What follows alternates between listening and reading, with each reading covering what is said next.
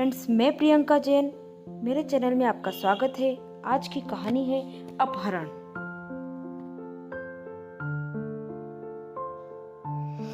8 साल की माही को अपहरण करने वाला बाइकर्स गैंग और उसे बचाने की कोशिश करने वाले पूर्व बाइकर्स माइक और मोहन काली घाटी की कत्लगाह बाइक की पिक से पास आपस में लड़कर मरे थे। माही के कपड़ों पर भी खून की छींटे लगे हुए थे। बच्ची गन फाइट से घबरा गई थी। उसे पता नहीं था कि वो क्या करे।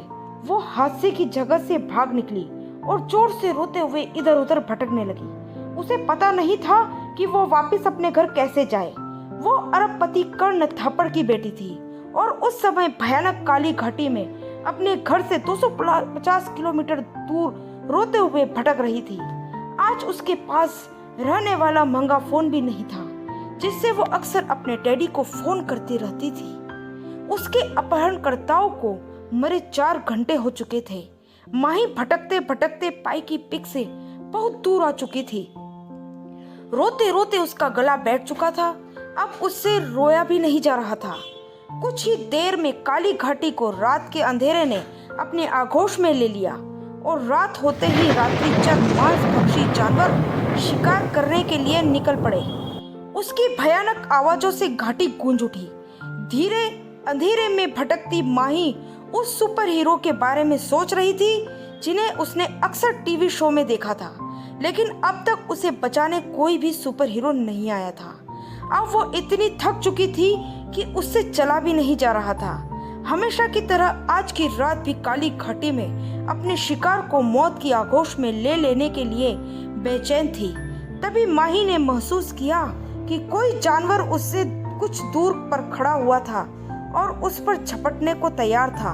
वो डर कर चीखी और दूसरी तरफ भागी, लेकिन वहां भी एक भयानक लकड़हारा खड़ा था जो उसे देखकर गुर्रा रहा था। उसे लकड़बग्घों के एक झुंड ने घेर लिया था और उस पर झपटने को तैयार थे।